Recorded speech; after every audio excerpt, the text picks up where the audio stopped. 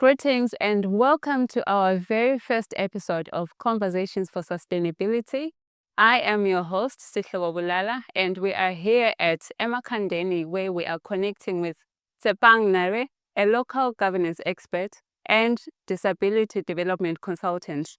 We're going to be having a conversation around how inclusive budgeting could contribute to sustainable and equitable communities.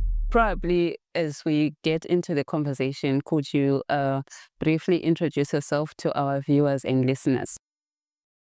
Thank you once again. So my name is Tsepang T Nare, born and bred from the beautiful city of Kings and Queens, Gontaras, Bulawayo. I am a person with a disability, young person, and I am a professional in the field of local governance as well as inclusive disability development practice. So, in a nutshell, that's who I am. Okay. Thank you so much for that wholesome introduction. So as we're getting into the conversation, looking at this point, we are in the season of, preparing for the national budget. And what we've seen as a major concern is issues to do around inclusivity. So probably my first question as we get started into this conversation would be, what do you understand as a socially inclusive budget? So, a socially inclusive budget is a budget or financial projections, rather, that address the critical and fundamental needs of the society. And the society encounters a number of challenges in their day-to-day settings. So the budget should be able to address such. For instance, issues of healthcare, issues of food mitigation, education, and individual to each in a rural area or urban area. When looking at the budget, trying to interpret the budget, he or she should be able to pinpoint to say, here is where I fit because my issues has been addressed. Okay. Yes. I think speaking into the issues that you have highlighted, and as someone who participated, in the Youth Inclusive Budget Conference, what probably were the lessons that you took from that platform, and what kind of capacitations do you think the youth need in order for them to be able to articulate their issues well? Young people have so much interest when it comes to issues of the budget. Yes, some may not be capacitated enough, but you can tell that the interest and the desire to transform Zimbabwe and in particular their communities is there because we're raising key and fundamental issues. Medicine, healthcare, you'll find them talking about issues to do with the provision of medical supplies, the access to ambulances, for instance, issues to do with access to education, be it primary, tertiary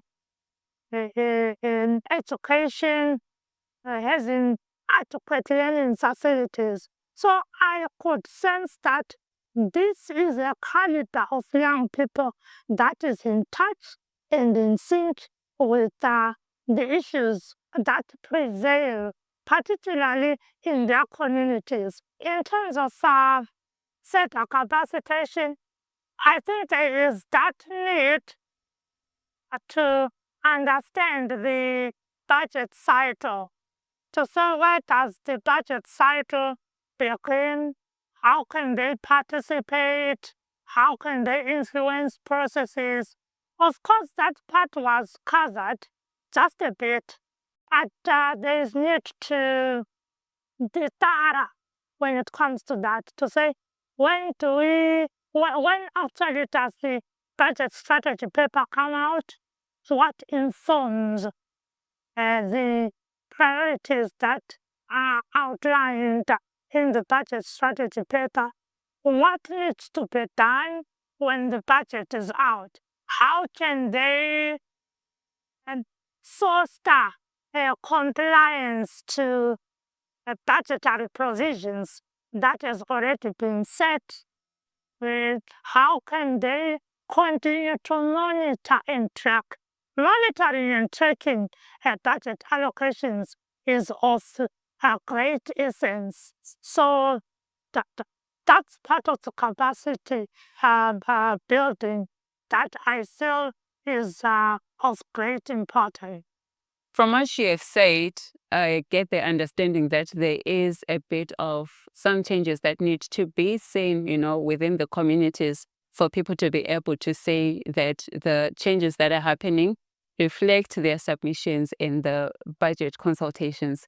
So what measuring or monitoring tools would you suggest could be used to keep track of that whole process? There was calls to establish a budget oversight community, possibly constituted and led by citizens of various backgrounds and disciplines. I think that is very key and pivotal. So I believe that is of great importance, and I believe we need to strengthen what is called open governance in as far as prudent fiscal management is concerned. Open governance means also having more resources to the Office of the Auditor General, for instance, because one of the challenges, yes, funding is often limited. The departments present their budgets, but you realize that they get maybe 40% of what they requested, right? But we are saying, even if they do not get the specific budget allocations that they so desire, the little that they get should be effectively and sustainably utilized. But we have issues of corruption, we have issues of delayed disbursement. So we're saying, as a mechanism, let's also fund the Office of the Auditor General so that that office in particular is also able to strengthen its operations. Yes, I believe these oversight committees should be established in our communities. We see how these oversight committees function. If they are established at community level, it also ensures community buy-in, community ownership, and increased participation and involvement. One of the challenges that we have also noted when it comes to the budget is that there is so much participation during this period of September to November. But like I said, the budget is a cycle. So when they begin participating in these oversight committees established at community level, then depending on how they succeed and record gains, it can then be cascaded to the national level. So it can be implemented on a rolling basis. Yes. Okay, so because they've already spoken to changes, that you wish to see going forward being implemented, and some of the issues that community members have presented is when the budgets, are being presented to them, they do not specify, for example, to say we've got this much for road allocation and this is the specific road that is going to be targeted. Probably you can speak, can you speak more to that, to say what use to what communities would a well-clarified budget mean in terms of how they also participate in these processes? I think it will strengthen accountability and transparency, because when budget allocations are ambiguous, then won't you hold accountable? where do persons with disabilities fit in? Where do young people fit in? These are, for instance, not addressing issues of access to housing, because that's part of your primary service delivery mandate. And we are talking of young people that are estimated from the 2022 stats to be between 1.2 to 1.5 million that do not have access to housing, inclusive of persons with disabilities.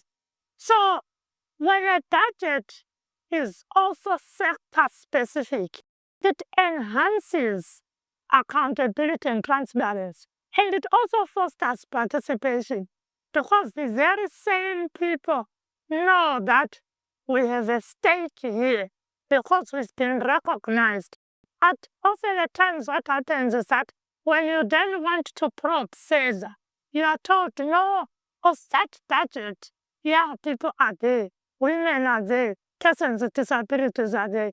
Yesterday, again, someone raised something of great significance to say the Ministry of Women was allocated to one case. Yet women constitute 62% of Zimbabwe's population, making them the largest demographic group. And then if a budget does not reflect that demographic group, then is it for the people? Is it meant to address the fundamental and critical needs of that demographic group? Or it's just now a matter of ticking boxes? As we wrap up the conversation, what do you take from it and how it can contribute to sustainable and equitable communities? I would like to quote the words of Harold Laswell, who says, politics is who gets what, when, and how. So this conversation has been quite interesting, and I believe it will be informative to our listeners, because it helps them question and also be able to identify, rather, whether they're being prioritized and whether there are issues that they raise are of importance.